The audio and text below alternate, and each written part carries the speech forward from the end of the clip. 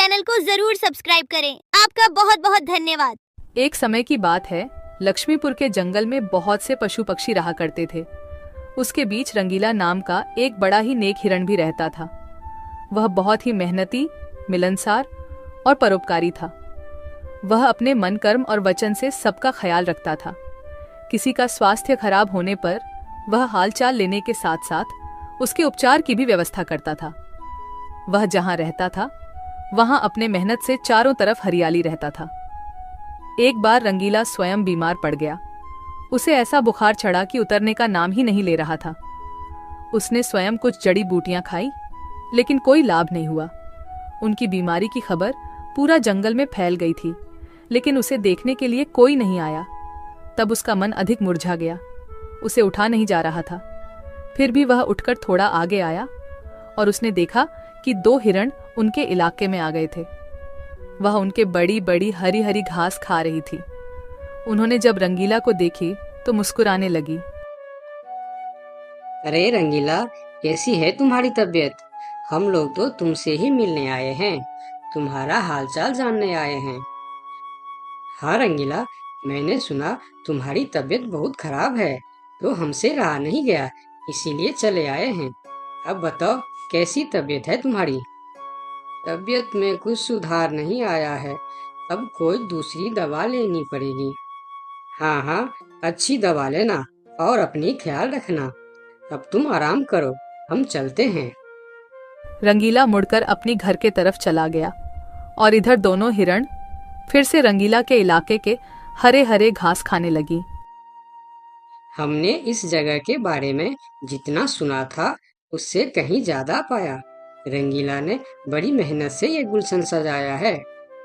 चारों तरफ हरियाली ही हरियाली है। देखकर और खाकर तबीयत खुश हो गई। अभी पेट भरकर खा लेता हूँ, फिर कल रंगीला से मिलने के बहाने आ जाऊंगा। हमें रंगीला से क्या काम, हमें तो यह हरियाली खींच लाई है। चलो, हम फिर कल आएंगे रंगीला से मिलने के बहाने। जब दोनों हिरण का पेट भर गया तब वह वहां से चले गए और अपने इलाके में जाकर वह रंगीला के इलाके के हरे हरे घास के बारे में तारीफ करने लगे। अरे भाई, यहाँ सूखे घास खाकर पड़े हो, वहाँ जाओ रंगीला के दरबार में, रंगीला का हालचाल पूछो और पेट भर के हरे हरे घास खाओ। बहुत अच्छा है रंगीला, उसके बीमार होने पर भी हमें हरे हरे घास खाने के लिए मिल रहे हैं। रंगीला बहुत अच्छा है, बड़ा ही नेक हिरन है, उसके बीमार होने पर भी हमें हरे हरे घास खाने के लिए मिल रहा है। इससे अच्छी बात और क्या हो सकती है। वहां बहुत सारे हिरण की टोली बन गई। वह सब रंगीला के पास पहुंच गए और रंगीला का हालचाल पूछने लगे। पहले तो रंगीला को इस बात की बहुत खुशी हुई कि कितने सारे लोग इनके हालचाल पूछने आ गए, लेकिन उसके बाद का नज़ारा देखकर रंगीला का सर चकरा गया। सारे हिरण उनके इलाके के घास खाने में जुट गए थे। कुछ हिरण तो फल भी खा रहे थे। उनके पास सर उठाकर इधर उधर देखने की भी फुर्सत नहीं थी। रंगीला बेचारा मन ही मन सोचने लगा कि यह लोग मेरे पास 2 घड़ी भी नहीं रुके और घास खाने में जुट गए। अगर यही हाल रहा तो मेरे इलाके के सभी घास खत्म हो जाएंगे, मेरे खाने के लिए भी कुछ नहीं बचेगा। लेकिन उसके थोड़ा देर बाद ही उनका मित्र भालू वहां आ गया। उसके आने में देर हो गया था। माफ करना दोस्त, मुझे आने में देर हो गई है। तुम्हारे लिए औषधि लाने बहुत दूर चला गया था। औषधि तो मिल गई, लेकिन आने में थोड़ी देर हो गई।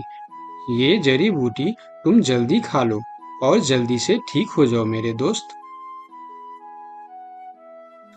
रंगीला ने वह औषधि खाई और कुछ देर बाद ही उसे आराम मिलने लगा। उसका दोस्त भालू उनके साथ ही रुका रहा और 2 दिन के बाद रंगीला का तबीयत ठीक हो गई। लेकिन उनके खाने के लिए न कोई घास बचा था, न कोई फल बची थी। उनकी सारी मेहनत पर पानी फिर गया था। वह बहुत उदास हो गया। दोस्त रंगीला, मैं जानता हूँ ये मतलब का संसार है। ज्यादातर यहाँ सब दोस्ती दिखावा का ही करते हैं। सब अपने फायदे की सोचता है। तुम चिंता मत करो, हम दोनों मिलकर यहाँ फिर से अपना गुलशन सजाएंगे, एक नई दुनिया बनाएंगे। इस कहानी से हमें यह सीख मिलती है कि मन में कपट रखने वाला मित्र शत्रु से भी ज्यादा खतरनाक होता है।